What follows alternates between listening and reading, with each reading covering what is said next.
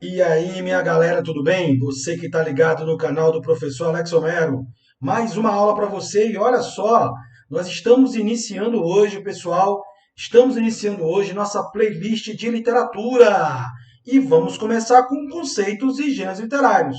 Beleza? Tranquilidade? E aí você vai acompanhar aqui todas as aulas de literatura. Tudo bem? Seja bem-vindo a mais uma aula do canal do professor Alex Homero.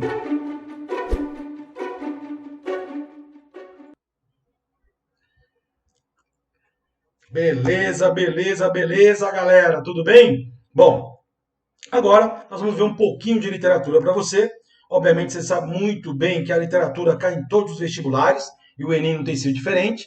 Mas vamos lembrar que cada vez mais o Enem vem aprofundando as questões de literatura. Elas têm, olha, o nível de algumas questões de literatura não é só mais interpretar, não. Tem que ter noção de características de obra, de autores e principalmente dos gêneros. Vamos lembrar que nós estudamos ali, tem uma playlist, você que está aí, ó, você ainda não assistiu às aulas sobre gêneros textuais. O Enem, por exemplo, ama gêneros textuais. A UEMA, a FACID, a UES, a UFT, FUVEST está cobrando gêneros textuais.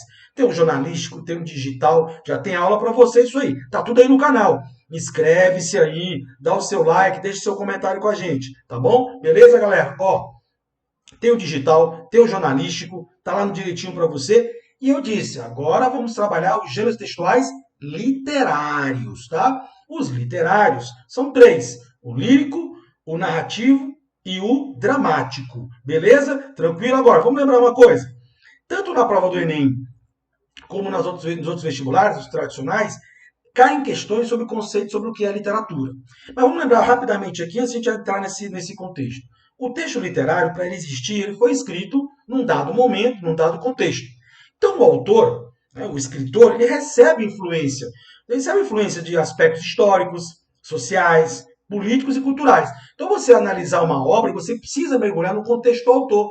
Então, quando eu vejo um Machado de Assis criticando a burguesia do século XIX, eu tenho que entender que naquele contexto da segunda metade do século XIX, você tinha um certo parasitismo social, uma burguesia tentando estabelecer. Quando eu vou analisar os sonetos do Gregório de Matos, a poesia satírica dele, eu tenho que lembrar que o contexto da Bahia do século XVII. Ou seja, o fato histórico, o momento da produção, isso interfere no discurso. O que é o discurso? A intenção comunicativa que um escritor quer passar para você. Afinal, literatura é uma forma, é um gênero, é uma intenção comunicativa pelo meio da palavra conotativa, mas também tem uma intenção de passar uma mensagem. Beleza? Contexto, momento da produção e, claro, características ideológicas, que são a própria ideologia, a própria formação do escritor. Tem escritor que vai pender mais por uma ideologia política, outro vai trabalhar uma ideologia religiosa, outro ideologia social, tudo nas suas obras. E, claro, as estéticas. O que são as estéticas? As características do movimento literário. Eu convido você a ficar até o final do vídeo. É importante, vamos ter essa disciplina, tá? Hoje a gente vai abordar o gênero lírico, que você vai ver que na playlist, logo depois, já tem as aulas do gênero narrativo e também do dramático. E aí vão vir os períodos literários para você acompanhar no nosso canal. Você ter um curso completo de linguagens, seja para o Enem, seja para outros vestibulares. Beleza? Vamos lá então, galerinha? Vamos lembrar aqui conceitos básicos da literatura, tá? Um texto literário você faz uma análise, você faz a crítica, você conhece a história da literatura, cuidado, a história são os períodos. Só uma curiosidade, o nome correto da disciplina deveria ser História da Literatura, porque o professor de literatura ele vai lhe contar a história dos livros, dos autores, né, falar das características, entendeu aí? Essa que é a história. E a teoria. Porque para você compreender, analisar, criticar uma obra literária, conhecer a história da literatura, você precisa ter a teoria. O Enem vem batendo muito em teoria, cobrando o gênero lírico, cobrando características de uma peça teatral, já cobrou o que é uma crônica, já cobrou o que é um microconto aí, gêneros literários, que é a nossa aulinha de hoje e está na playlist a próxima já. Beleza? Mas vamos lá. O Enem tem cobrado muito o aluno a interpretação textual, a análise. Para você analisar um texto literário, claro, o Enem já coloca no enunciado muitas vezes quem é o autor e já qual é a escola, já facilita. Outros vestibulares, como a FUVEST, também têm feito isso. Mas às vezes o EMA, o S, o FT, outras as faculdades particulares muitas vezes pedem o nome da escola onde o autor está inserido ou pedem o nome da obra se colocar um trecho. Aí já é uma percepção de análise diferente. Mas, pensando aqui nos vestibulares mais difíceis, o Enem tem ficado mais difícil, uma FUVEST, um ITA, por exemplo, a análise pressupõe, diante de um texto literário, você se preocupar primeiro a observar qual a forma dele. Pessoal, que forma? Gente, o texto ou ele está em prosa ou ele está em verso. Ok? Ou ele é poema ou ele é prosa. E o conteúdo aí vai ser, você vai fazer a leitura dele. Tudo bem? Outra coisa importante. Muitos autores, eles como vinculam-se a seus tempos, as obras carregam características de concepções históricas, sociais ou políticas, e muitas vezes de outras áreas do conhecimento. Acabei de citar Machado de Assis. Eu não consigo imaginar você ler Machado de Assis sem conhecer um pouco da análise psicológica, a principal característica dele. De onde é que vem isso? Vem de Freud, psicanálise. Você vai ler uma obra naturalista, tem que ter concepção determinista, do Hipólito Taine, olha aí, filosofia e sociologia, de Nietzsche, de Schopenhauer. Então, o realismo também trabalha com Schopenhauer. Então, muitas obras, elas carregam outras áreas de conhecimento dentro dela, para você poder compreender. Por isso que o professor de literatura faz ali o contextozinho, para você estar ligado ali, naquele momento, quais foram as principais situações que envolveu política, sociedade, cultura, religião. Imaginar estudar barroco sem conhecer Contra-Reforma? Não dá, tá? Então, psicologia, filosofia, a própria história, a história enquanto ciência, a história é fundamental para você entender a literatura, tá? Beleza? Ou seja, é o princípio básico para você analisar um texto literário. Muitas vezes, não vai nem se cobrar o conteúdo da escola em si, mas o próprio texto, você verificar nela as características do momento em que ele foi produzido. Uma coisa é o momento que eu estou lendo o texto. Eu vou ler agora um poema com você, no caso do Monte Andrade. Esse poema foi escrito lá no livro A Rosa do Povo, em 1945. Fim da Segunda Guerra Mundial, fim da Era Vargas. Então o texto ele pode vir nas entrelinhas carregado desse contexto histórico. Tudo bem? Compreendido? Bom, outra coisa importante é a teoria. É na teoria que você vai estudar como acontece a literatura, como é que acontece o fenômeno literário, por quê, quais as causas de escrever aquele texto, quais aquelas características, quais as perspectivas que o autor quis com aquela obra, estudar, sistematizar e explicar a literatura. Para isso serve a teoria. Aí você vai estudar os gêneros, os períodos literários, as principais obras de cada escola, tá bom? O Enem não tem uma lista de obras pronta como a FUVEST tem. Quando a FUVEST indica aquelas obras, quando a UEM indica aquelas obras, a primeira coisa que você tem que fazer é estude o contexto dessas obras. É uma obra realista, uma obra modernista, de que fase? É uma obra parnasiana, é uma obra simbolista, é uma obra barroca? Já faz logo a sua segmentação de estudo. Aí mergulha no autor, que às vezes é fundamental saber um pouco do autor, e mergulha também na obra. Tudo bem? Essa teoria vai ser um embasamento mais importante para você compreender a análise do texto literário. E normalmente, toda vez que é para interpretar, aliás, deixa a dica, você tem uma playlist aí, ó, de interpretação de texto. Eu aconselho a você, antes de mergulhar na literatura, que você assista a aulas envolvendo figuras de linguagem, não dá para pensar literatura sem figuras de linguagem, funções da linguagem, semântica, saber o que é polissemia, ambiguidade, duplo sentido, porque isso é fundamental para você compreender o texto literário. Você vai interpretar. E para interpretar, tem que ter noções de interpretação. Beleza? Tudo bem? Bom, para frente, galera. Bom, realidade, cultura e ficção. A literatura ela pode se basear na realidade. A literatura é uma forma de cultura. Olha o que é cultura. É toda a realização humana. A gente adquire cultura. Você fala assim, fulano tem muita cultura, né? Muita bagagem cultural. É não só leitura de livros, mas uma leitura de mundo. Quanto mais você lê, mais background, mais bagagem você adquire. Mais facilidade você terá em ler e interpretar qualquer tipo de texto, tá bom? Vamos lembrar que a literatura trabalha com ficção. Ficção não é a realidade, mas pode ser baseado nela. Já já você vai ver que existe dois tipos de ficção. Já já, verossimilhante e inverossimilhança. Tá? Sai daí não, fica atento, tá bom? Galerinha, literatura trabalha com a palavra. Bom, você em breve vai ter no nosso canal aqui uma playlist de história da arte. É, história da arte, claro. Ora, literatura é uma forma de arte. A pintura é arte, o cinema é arte, o teatro é arte, a publicidade é arte, a dança, a escultura, a arquitetura. A literatura também é arte. Cada um tem um instrumento. A pintura trabalha com a tinta, com as cores, papapá. A escultura, né, vai trabalhar a ideia de fixar ali o ser humano, ou um objeto, ou um animal. Vai usar ali um mármore, uma madeira, uma pedra. Bom, a literatura usa a palavra. Mas para diferenciar a palavra da literatura da palavra do dia a dia, vem a linguagem conotativa. Olha a aula de semântica aí. Polissemia igual conotação, quando a palavra adquire num contexto dado pelo autor mais de uma possibilidade de interpretação. Tudo bem? Beleza? Mais de um sentido. Então, conotação tem como sinônimo polissemia. Galerinha, a arte literária, como já foi colocado, é uma forma do autor expressar a sua visão de mundo. Vou aqui agora para o abrangente. Todo conceito de arte fala isso. O que é arte? É uma forma que o artista tem de expressar a sua visão de mundo, suas ideias, suas emoções. Literatura é arte, se encaixa nisso. Agora, é muito difícil ele conseguir fazer uma leitura do mundo, fazer uma escrita, escrever um poema, um conto, uma novela, um romance, uma peça, sem ele receber influências externas. O que são essas influências externas? Extratextualidade. Olha mais uma vez as aulas de interpretação de texto que tem no canal.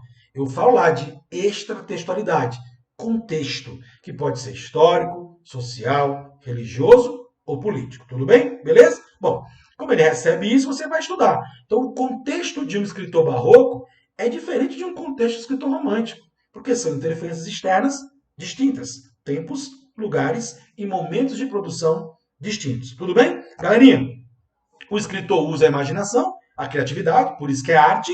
Agora, quando ele faz a ficção, lá vem as duas palavrinhas, ela pode ser verossimilhança ou inverossímil. Eita, não entendi não. Vamos pro radical? Da Itália, latim, Itália. Vero, verdade. Semelhança com a verdade. Gente, a literatura nunca é. A arte imita a vida, já diria Aristóteles. O conceito mais básico. Ela não é a vida em si, ela vai imitar. No caso da literatura, através da palavra. O pintor pode usar a tinta, o escultor, o cinema vai escrever lá o roteiro da história e vai filmar.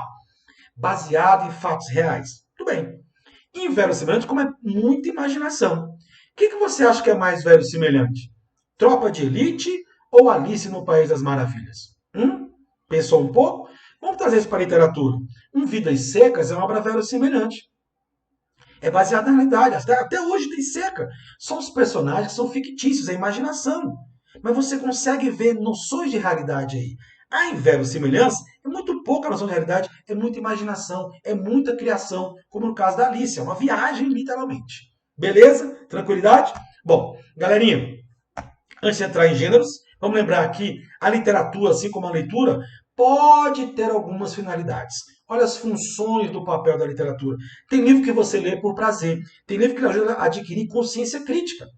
Outros trazem mais conhecimento para você e faz você dialogar com tempos e espaços. Olha a intertextualidade.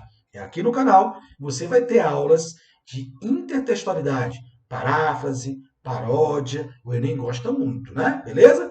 E a literatura usa muito isso. Os autores, eles vão muitas vezes se baseando em textos anteriores para poder trabalhar a sua ideia, para expressar a sua visão de mundo, tá bom? Funções básicas da literatura. Tem movimentos como o romantismo que ele nasceu com uma finalidade, entreter a burguesia, divertir. A moreninha que eu diga. Então é importante você saber, cada escola teve uma função. Você pode ter mais de uma função, claro. Isso ajuda você a interpretar melhor. Então, ler um texto romântico na perspectiva já de que ele foi feito para entreter uma classe social que no Brasil, por exemplo, crescia muito, que era a burguesia. Tá? Função lúdica é quando o papel da literatura é a própria literatura, é arte pela arte. Não consigo não associar aos parnasianos. Os poemas parnasianos, por exemplo, ignoravam qualquer temática social política para se voltar para a própria palavra, a metalinguagem, a metapoesia. Política, aí o realismo e o modernismo usam a literatura para fazer crítica social, é o chamado engajamento, veremos isso nos movimentos, e a função cognitiva pode ser em qualquer movimento literário que trabalhe a ideia de conhecimento e de verossimilhança. Avançando. Escola literária, estética literária, estilo de época, período literário, são a mesma coisa. Tá? É onde você agrupa os autores que têm características semelhantes. Então, por que ele está junto, Gregório de Matos e Para Antônio Vieira? Que eles apresentam características e afinidades comuns, mesmo um sendo prosa e outro sendo poesia, mas estão no mesmo contexto. Tudo bem? Beleza? Você vai ver que o pré-modernismo não é período literário, porque os autores não tiveram afinidade, cada um fez um estilo diferente. Agora, entrando aqui propriamente nos gêneros, tinha que ter esse embasamento primeiro, lírico, narrativo e dramático. Aqui uma síntese. O lírico trabalha com sentimentos, está aí a expressão eu lírico. O narrativo, a narração, contar uma história, sequenciar as ações. E as peças teatrais que vão interagir com o público ali, tá? Uma peça onde os personagens vão apresentar diretamente ao público a fala, que seria o diálogo em si. tá bom? A aula de hoje é lírico, mas já está na playlist para você acompanhar logo em seguida o narrativo e o dramático. Lírico, tudo que é lírico. Primeiro, 99% dos textos líricos são poesia. Deixei esse 1%, porque existe a prosa poética, nós veríamos isso no romantismo, que é um texto de prosa que carrega poesia. Ser lírico é trabalhar sentimentos, é ser subjetivo. Às vezes eu posso ser subjetivo sem estar a primeira pessoa, tá? Basta estar falando de sentimentos. Mas, muitas vezes, predominantemente a subjetividade está lá, pessoal. O eu está lá. E não confunda quem escreve com o que está escrito, tá? Fernando Pessoa escreveu um poema, é o eu lírico. O poema tem voz própria, eu lírico. Tudo bem? Olha as funções da linguagem. Eu lhe disse, não entre na literatura se você não tiver afinado com figuras de linguagem, funções da linguagem e semântica, porque senão você não vai conseguir interpretar os textos. Você que não assistiu essas aulas, está aí no canal, assista, tá bom? É muito importante para você entrar no mundo da literatura, beleza? Galera, dentro do gênero lírico, tem muitos tipos de poema, muitos. Vamos ver aqui os mais recorrentes. Eu começo com o haikai. O Japão. Gente, o haikai faz parte da cultura japonesa. Você sabia que um japonês ele tem 3 coisas importantes na vida dele? Ele não admite, antes de morrer, não fazer 3 coisas: plantar uma árvore, ter um filho e escrever um haikai. O haikai é tão importante na cultura deles que eles usam muitas vezes o haikai, que é uma síntese que associa sua vida a alguma coisa da natureza. Eles são muito ligados à natureza, né? É até, às vezes, colocado na sua lápide. É feito uma dedicatória usando um haikai. Um haikai é um poema lírico. Por quê? É feito em versos. 3 versos. Gente, um haikai não é 10 nem 15. 3. Parece tão fácil escrever um haikai, né? Que tal você tentar? Cuidado, tem regra. Primeiro, tema da natureza. Tem que ter alguma coisa envolvendo a natureza. Segundo, algum momento da sua vida. E terceiro, uma estrutura fixa de metrificação. Lembra que você viu no fundamental? Metrificar os versos? Decassílabos, heptassílabos. Aqui, ó, pentassílabos, ou redondilhas menores, heptassílabos, redondilhas maiores, e, novamente, pentassílabos, que são redondilhas menores. Caramba! Para fazer um haikai, tema da natureza, alguma coisa da sua vida, algum momento da sua vida, mas tem que respeitar os 3 versos nessa ordem. Tem que se preocupar com a estrutura. Tá vendo aí como não é tão fácil? Trouxe um para vocês aqui, ó. Um sereno lento, algumas recordações molham minha face. O japonês mesmo estrutura tudo, né? Sereno lento, uma chuvinha fina, alguma coisa da natureza. Eu estou recordando alguma coisa, minha face, algum sentimento. Olha o eu lírico aí, ó. Olha a subjetividade, alguma emoção. Posso estar molhando minha face. Que metáfora, molhar a face com a lágrima. Que metáfora. Olhem as figuras de linguagem. Posso molhar minha face por alegria ou tristeza. Tudo bem?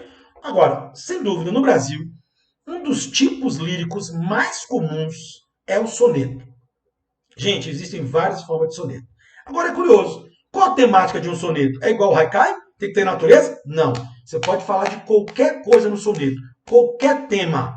Agora, o soneto tem que ter 14 versos. A forma como eu distribuo esses 14 versos é que varia. Por exemplo, o soneto do tipo inglês tem 14 versos seguidos, uma única estrofe de 14 versos. Estrofe, conjunto de versos, ok? Agora, o italiano, que é o mais comum na língua portuguesa, não só por causa do Camões, que eternizou-se por mais de 200 sonetos, mas aqui no Brasil por Vinícius, por Drummond, por Gregório de Matos, por Olavo Bilac, adoraram o soneto do tipo italiano. 2 quartetos, 2 tercetos. Vamos ver o exemplo? Eu começo com esse soneto aqui de William Shakespeare. Você sempre conhece Shakespeare para o teatro, mas Shakespeare também tem poesia, tá? Não chores mais o erro cometido. Na fonte há lodo, a rosa tem espinho. O sol no eclipse é sol obscurecido. Na flor também o inseto faz seu ninho. Texto lindo. Ele não dava título aos sonetos, os clássicos não gostam disso, preferem numerar. Veja, você vai contar aqui, vai ter 14 versos aqui, tá? 1, 2, 3, só uma única estrofe. Já o soneto italiano, olha só, escolhi um belíssimo do piauiense Ardi Filho.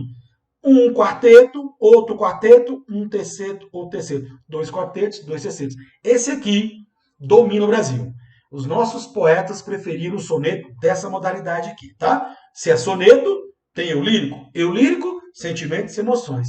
Nunca me canso de dizer que te amo. Porque calar o que me vai no peito, se a vida me é mais vida desse jeito, se neste sentimento é que me inflamo, que ama como eu amo, tem direito de proclamá-lo assim como proclamo, porque é escravo e ao mesmo tempo é amo, nos labirintos de um amor perfeito. Que paradoxo lindo! E aí? E você sabe a diferença de antídoto para paradoxo? Não sabe? Assista já a nossa aula de figuras de linguagem. Tem a aula teórica e ainda tem o exercício. Assista lá. Veja um soneto belíssimo. O sentimento, o amor à primeira pessoa. Vamos para frente. Elegia. Poxa, a elegia já é um texto triste, pessoal. A elegia, o epitáfio, trabalham como uma coisa mais fúnebre, mais morte, assim, coisa mais. Ui, é sentimento, é emoção, mas é de dor, de agonia, de tristeza, de melancolia. Eu não gosto de elegia, não. Tá? Aqui um texto, Cântico do Calvário, do romântico da segunda geração, os baironistas. O mal do século, Fagundes Varela. Ele fez homenagem ao filho que ele perdeu. Então é pranto, é lamentação, é tristeza. Falar em segunda geração, epitáfio. Eu deixo a vida como deixo o tédio no deserto, o poento caminheiro, como as horas de um longo pesadelo que se desfaz ao dobre de um cineiro. Descanse o meu leito solitário, na floresta dos homens esquecida, à sombra de uma cruz escrevam nela. Fui poeta, sonhou e amou na vida. É uma despedida. Eu lembrei de uma música do Titãs. Caiu na prova, pessoal, da Unicamp. Preste atenção que os gêneros caem nas provas, tá? A letra da música, epitáfio. Devia ter amado mais. Nanana, nanana. Tá lembrado? Ih, falhou aqui. Não, é porque eu não sei cantar mesmo, tá? Epitáfio. A própria letra, quando você lê, você vê que é uma despedida e uma lamentação de não ter vivido plenamente. Tudo bem? Então já vimos haikai, tem que respeitar a métrica, né? Metrificar. O soneto, 14 versos, italiano ou inglês. Normalmente o soneto tem métrica e tem rima. Normalmente decassílabos é o mais comum naquela metrificação.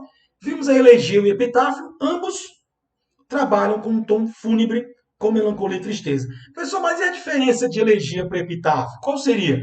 O epitáfio é especificamente lamentação de morte. Tudo bem? A elegia é mais ampla. Então, o epitáfio é um subtipo de elegia, digamos assim. Outras formas líricas agora. Epitalâmio, muito comum, até na Bíblia tem Cântico dos Cânticos. Já é um texto que está em desuso no século XX e XXI. Mas eram poemas que se faziam para núpcias de um casal. Bodas ou núpcias de um casal. Idílio. Vais encontrar muito no arcadismo e no romantismo. Não é à toa que eu coloquei aqui, ó. Olha, uma das mais conhecidas amadas da literatura brasileira, ela é eternizada por Marília. O idílio é um tipo de poema que você tem, não interessa a quantidade de versos ou estrofes, mas que a temática é amor e natureza. Tem que ser os dois juntos. Beleza? Tudo bem? Comum no arcadismo e romantismo, a mais conhecida obra, Maria de Disseu. Ornemos nossas testas como as flores e façamos de feno um brando leito. Prendamos-nos, Marília, em laço estreito. Ele quer casar com a moça. Gozemos, aproveitemos do prazer, são os amores. Tudo bem? Aqui, ao contrário da elegia, aqui é o amor, a natureza, e não tristeza e melancolia. Aí eu tenho ainda Ode, é qualquer texto que você faça homenagem.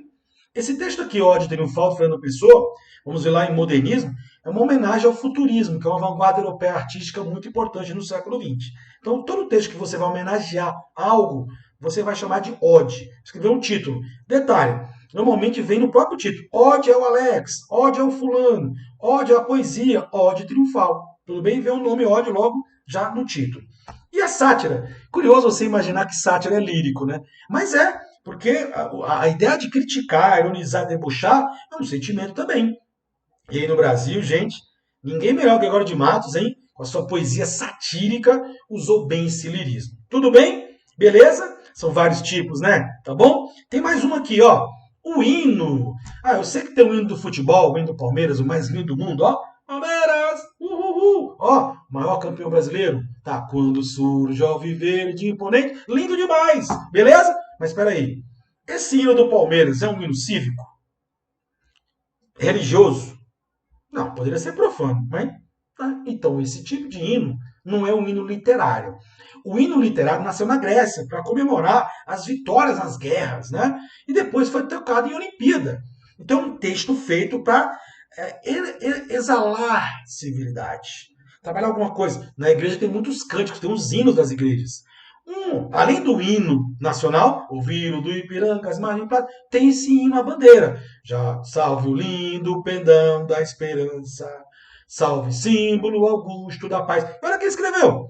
Olavo Bilac, que era um patriota, nacionalista ali do parnasiano. Então, o hino literário é aquele que atende essas características. É um tipo de texto lírico. Tudo bem, pessoal? Tranquilidade aí? Vê como tem muita coisa, né? Vai estudando vai lendo um devagarinho para fazer a questão. Por que ajuda você? Se lá, logo no enunciado, já se fala que o texto é lírico, desconfie. Já procure se é lírico, procure algo que fale de lembranças, sentimentos, emoção. Às vezes o texto, o enunciado da questão, já fala que é um soneto, já fala que é uma elegia, já fala que é um idílio. Aí facilita a sua vida. Beleza? Bom, agora a gente vai ver o seguinte: como foi no Enem? Como o Enem abordou essa questão aqui? Vou lá para o enunciado primeiro, para com você. Prova de 2017. Aqui eu sempre coloco a competência e habilidade do Enem, porque isso me ajuda a entender a questão e para quem elabora a questão, vai direcionar a resposta do aluno. A habilidade 16, dentro da literatura no Enem, é aquela que pede que o aluno seja capaz de reconhecer gêneros literários, conceitos e características literais das escolas. É o gênero que é a habilidade que mais é cobrada do aluno, hein? No processo de reconstituição do tempo vivido, olha o enunciado. Comece pelo enunciado. O eu lírico projeta um conjunto de imagens cujo lirismo, se eu sei que é lirismo, já está dizendo que o texto é lírico. Portanto, tem sentimento, tem emoção, tem lembrança, tem alguma coisa disso. Se fundamenta no, vou ter que ler o texto? Vou. Pois volte, professor. Observe. Olha a estrutura. Eu adorei esse texto na prova do Enem. Não sei se vocês não conhecem, mas Agadobal, um dos maiores nomes do modernismo piauiense. Alguns vestibulares do Piauí cobram literatura piauiense, né? Não está cobrando mais tanto como antes. Ah, por que uma obra, uma questão de autor piauiense no Enem, que é nacional, só um detalhezinho. O Enem é feito por professores do Brasil inteiro. De repente, algum professor do Piauí, tipo assim, né? Que faz muitas questões para o Enem. Eu conheço um, que tem até um canal no YouTube, né? Ele já fez muitas questões para o Enem, né? Porque o Enem abre, o INEP abre essa possibilidade para que todos os professores se cadastrem, tem lá uma regrazinha, aprendem, né? Estruturar e mandem questões. Às vezes cai na prova. Tá vendo que legal? Eu conheço um cara que tem esse negócio aí. Vamos lá. O mundo revivido. Sobre esta casa e as árvores que o tempo esqueceu de levar, sobre o curral de pedra e paz e de outras vacas tristes, chorando a lua e a noite sem bezerros. Sobre a parede larga deste açude, onde as outras cobras verdes se arrastavam e, pondo o sol nos seus olhos parados, iam colhendo sua safra de sapos. Sobre as constelações do sul, que a noite armava e desarmava, as Três Marias, o Cruzeiro Distante e o Sete Estrelo. Sobre este mundo revivido em vão, não adianta, em vão, acabou, já passou. A lembrança de primos, de cavalos, de silêncio perdido para sempre. É um tempo que não volta mais, né? Aí o enunciado já me deu uma ideia. É um processo de reconstituição do tempo vivido e o texto é lírico. Se o texto é lírico, trabalha com o quê? Emoções, lembranças e sentimentos. Ora, olha para as alternativas. Eu tenho algumas que me lembram essas três coisas, não é isso? Beleza? Inventário das memórias evocadas afetivamente. O que seria inventário? Você descrever tudo que você viveu. Você percebe que o texto fala assim de um ambiente mais interiorano, né? Casa, árvores, tempo, curral, vacas, bezerros. É um mundo revivido, ele está lembrando. São suas memórias, pessoal. E ele sente saudade disso. São lembranças. Portanto, letra A. Inventário das memórias evocadas afetivamente. Por que não é a letra B? Em nenhum momento ele disse que queria voltar à infância. Está lembrando? Lembrei de voltar à infância, né? Oh, que saudades que tenho da aurora de minha vida, da minha infância, querendo que os anos não trazem mais. Mas aqui não, ele não fala da infância. Você nem sabe se está falando da infância. Pode ter sido um mundo revivido de alguns anos atrás. Não tem ideia de infância. C. Inadequação com o presente vivido. Não, o foco do texto é reviver uma boa lembrança. Ele não fala do momento presente. está falando do momento que já passou. São memórias. O tempo é o enunciado aqui, ó. Olha o enunciado, tempo vivido. Não tem a ver com agora. D de dado. Será que ele está falando com ressentimento? Com tristeza? Será que seria uma elegia esse soneto? Não, não tem esse ressentimento. Perdas materiais e humanas, para sempre foram perdidas as memórias. Ficaram lá atrás. Eu só posso agora invocá-las inventariando, enumerando, descrevendo o que se passou comigo, o que eu revivi. Tá bom? Lapso no fluxo temporal dos eventos. Nada. Ele descreveu sequência, não há lapso, não há ausência nenhuma. Portanto, letra A. Tudo bem, pessoal? Beleza? Já convoco você aqui para a próxima aula. Gêneros literários narrativo e dramático. Grande abraço. Peço a você que se inscreva no nosso canal, divulgue nosso trabalho aí, deixe o seu comentário, deixe também aí o seu ok para a gente continuar nosso trabalho cada vez melhor. Obrigadão, até a próxima, professor Alex Romero, a RL Linguagens para você.